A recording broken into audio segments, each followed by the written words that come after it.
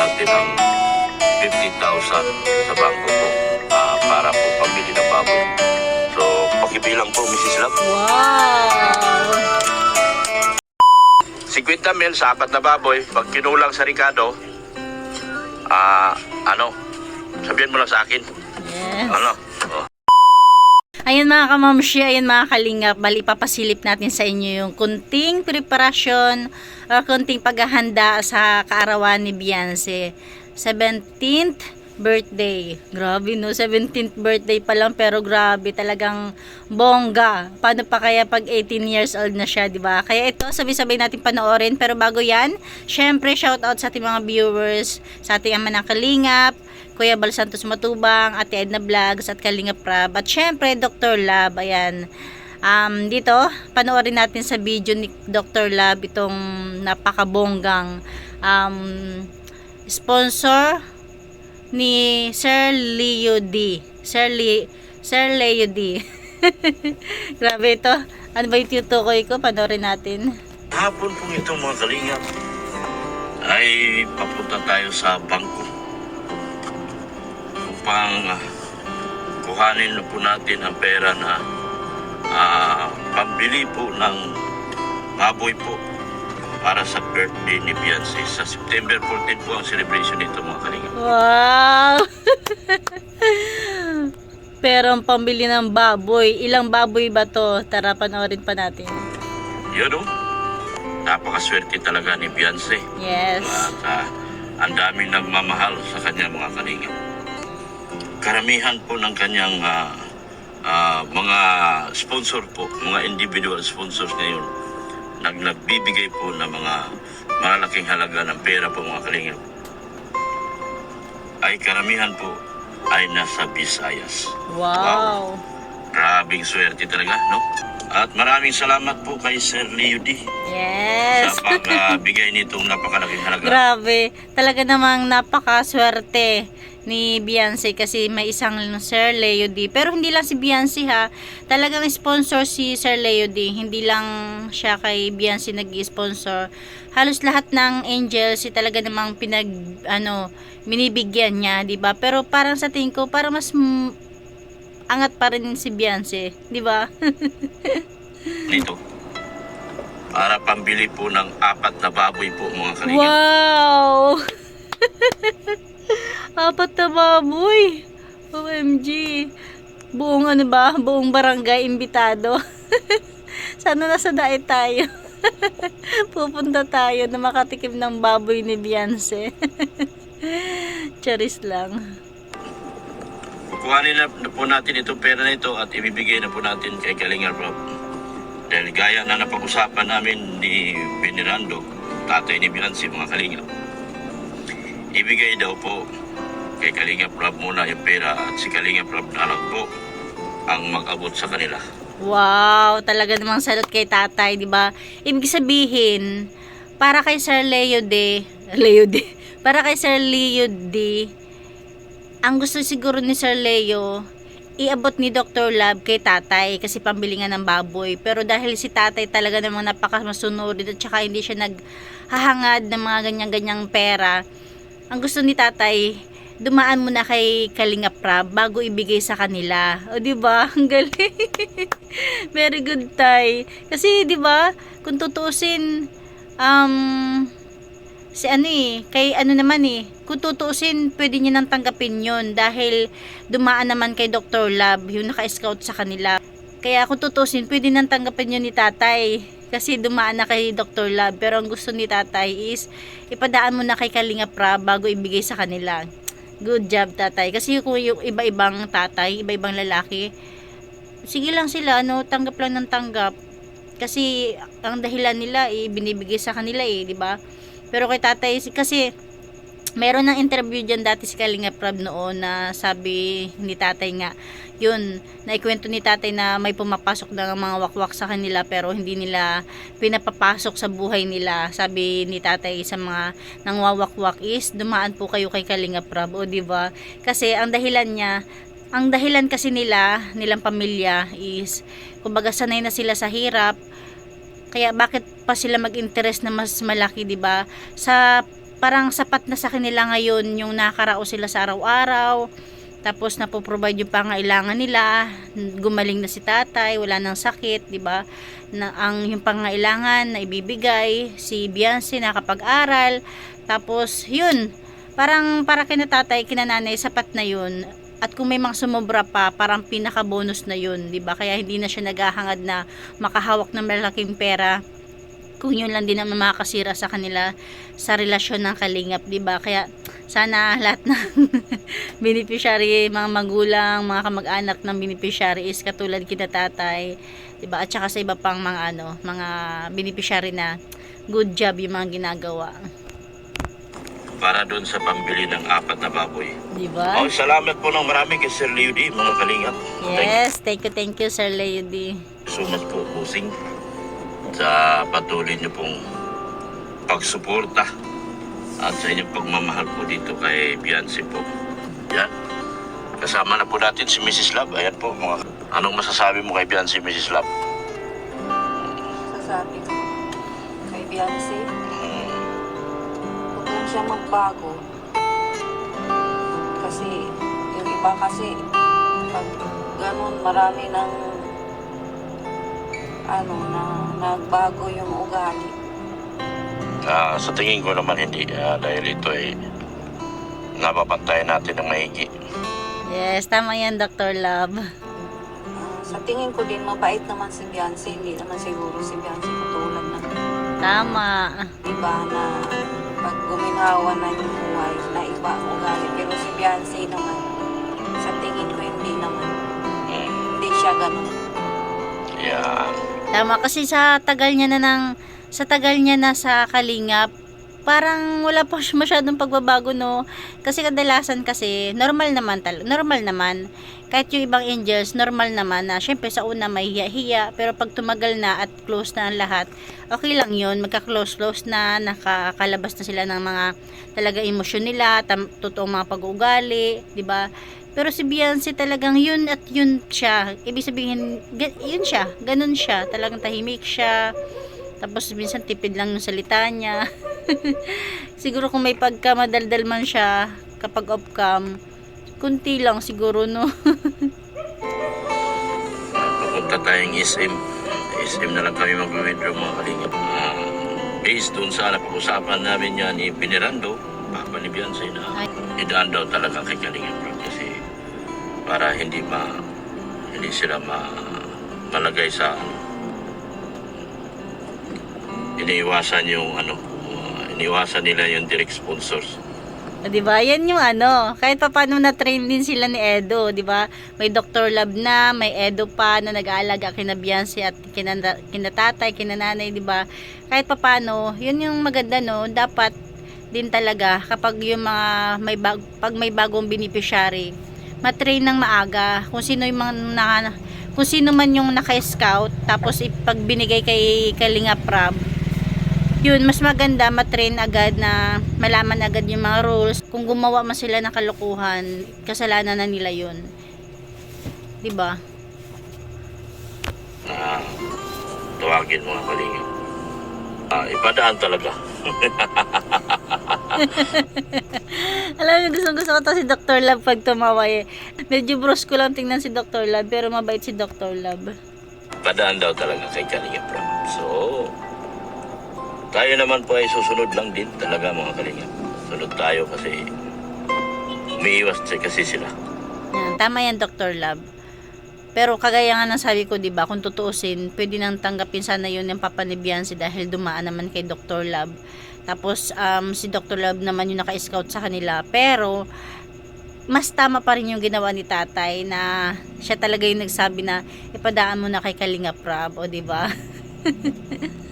Tama lang po mga Kalingap.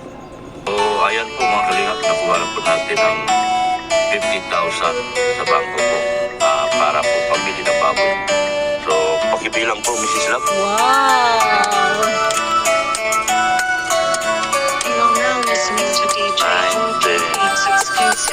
May ginitong ang puso, patuloy na palagi na andyan siya. Handa na tumulong, ano man pagsubok, siya ang makakasama nyo. Kalingap na hindi mawawala, mag-ingat sa inyo, matanda man o bata. May Dr. Love kayo na maaasahan at kayo ay tutulungan. Mapapawi ang lungkot at bigatin, dala niya ay ligaya at ngiti. Kahit anong mga problema ay di pa rin mawawala ng pag-asa. Lagi na alalay siya, mga kalingap. Wow, grabe. Grabe talaga. Napakaswerte talaga ng mga angels. Lalong-lalo lang ni Beyonce. Kasi para si Beyonce yung maraming sponsor na solo-solo lang talaga. Direct sila kay Kalingap Rab, kay Dr. Love. Tapos hindi biro yung magbigay ka ng ganyang halaga ha, saya hindi mo naman kakilala. Kaya thank you kay Sir Leo D at saka sa iba pang sponsor ni Beyonce, di ba? More blessings pa para sa inyo para mas marami pa kayo matulungan.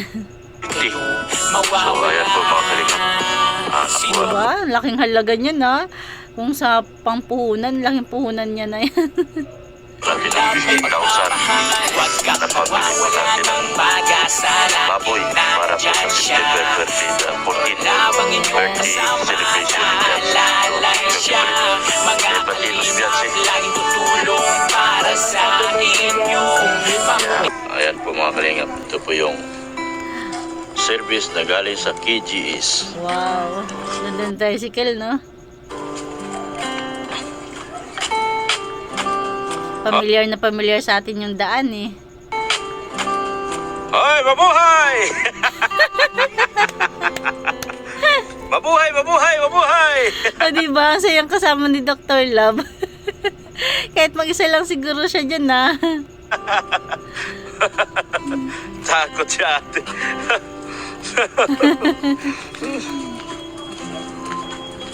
Yung ano, pare, yung, hello, kumusta ka Grabe na? ang taba ng bata. Galing na po. Ayan o, kaupira lang yan. Hello, ay, may pasilip-silip magdalaga, ay. Yep.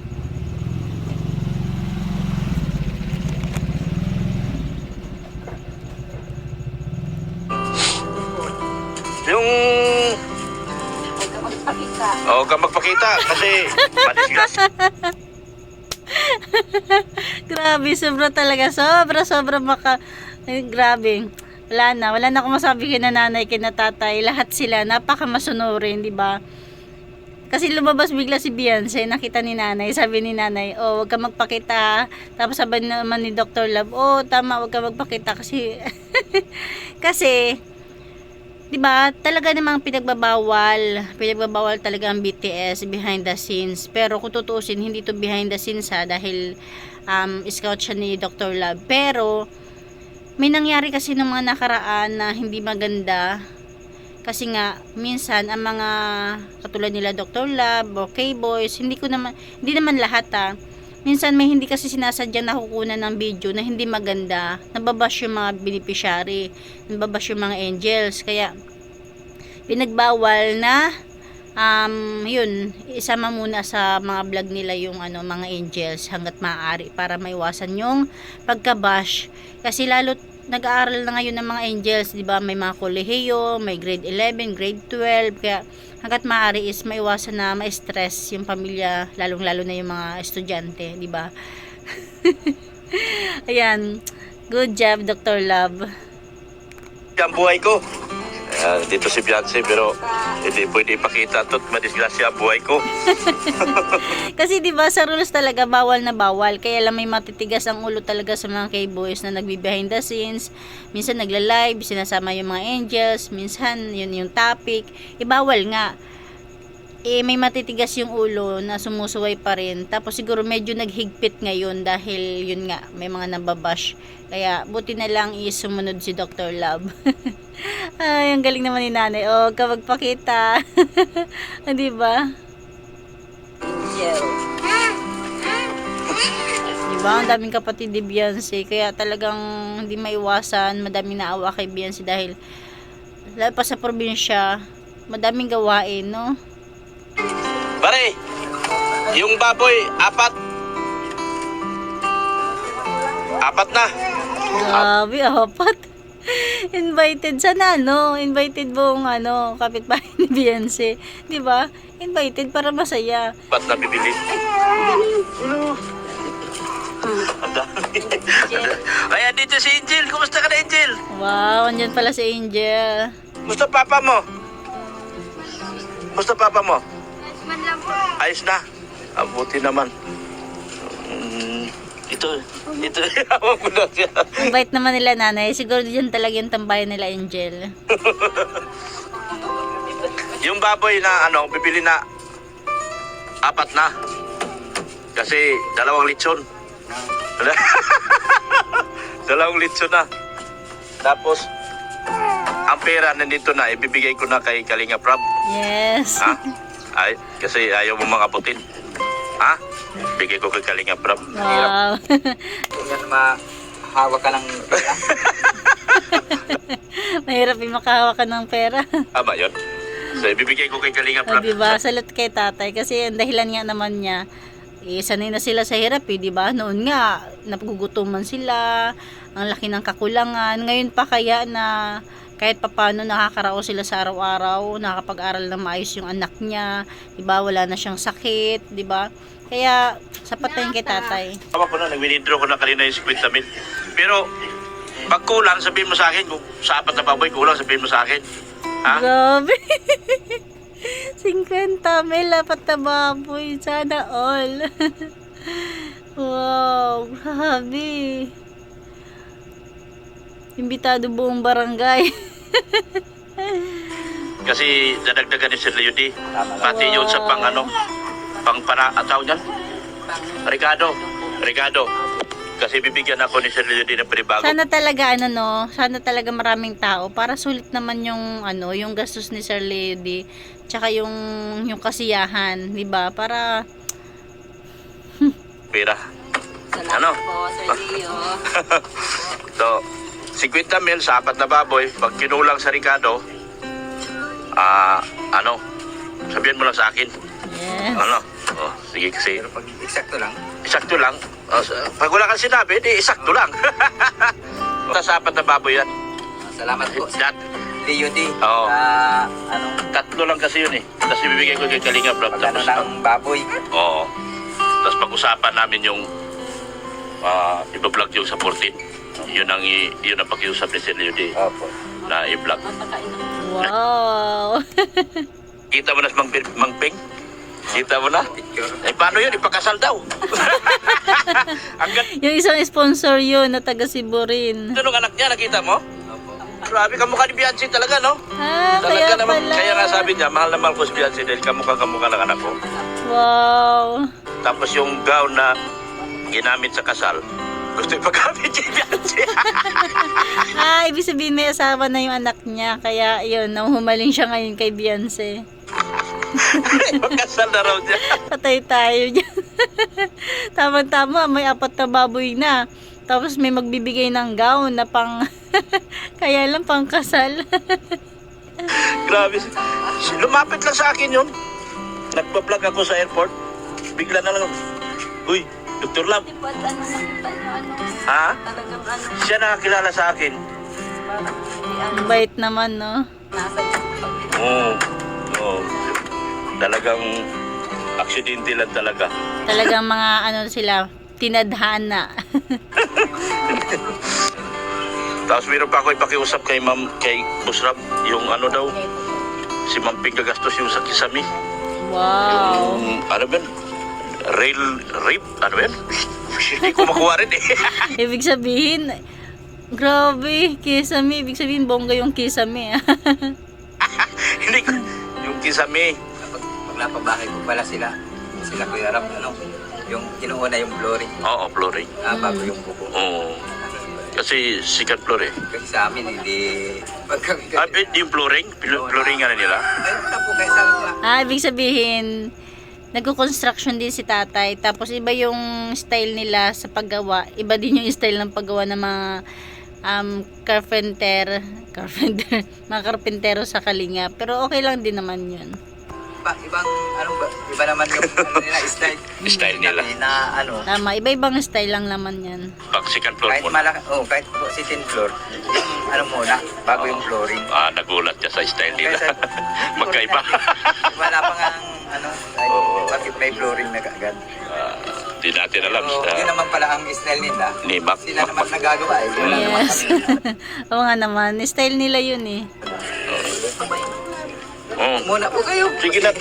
Wala. Ito nga, pinasyal-pasyal ko kay... Ano lang yan?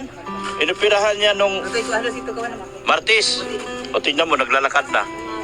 Kaya na, Martis lang. Tinalo pa ng anak eh. Buti naman po. Ang laki nakuha niyan, laki. Na paano po? Ano? Yung bukol sa gallstone, bato. Gallstone. Kaya malaking ano dito. Hindi siya hiniwa, tinusok lang, tusok dito, tusok. Parang nilaser. Kaya hindi. Ikaw lang talaga yung bato. Oo, kinuha lang yung bato. Hoy, Pogi! Ano na? Buti po kayo. Doon sa bago opera. Ako wala opera, okay lang ako. Sige na. Angel! Yan, ay, nagkukulat din. Hindi ko malaman kung babae ito at lalaki. Lagi naman po yun nandito. Lagi dito siya. Diba? Ibig sabihin, mabait din sila nanay. Papa niya, okay na. Sige. Salamat ha. Basta, yun na, kay Sir Lido, usapan natin. 4 na baboy na yun. Yes. Yung malalaki na dyan. Sige, sabi mo. Thank you po kay Sir Leo sa grabe, sariling ako mawili sa inyo. Sariling September 14 to. Diba sarili, ibig sabihin walang grupo si Sir Leo D. Talagang sulo niya. Grabe, 50k sulo ni Sir Leo D. Tapos magdadagdag pa kung kulang. Napakaswerte. Sana bless palalo si Sir Leo D. Talagang sobrang yaman siguro Sir Leo D, no? Ayan, more blessings pa para kay Sir Leo D. Pwede ka na mag-invite lahat ng mga Kalingap Indians, mga Yes. barkada mo, Sa mga class dito po. mga kaklase. Dito na pakainin lahat. Sa kay Tita Bing, po po dito. Yan. Na Rexy, Tita Ay. Kaya lang, baka may venue. Yun ang hirap pag may venue, no?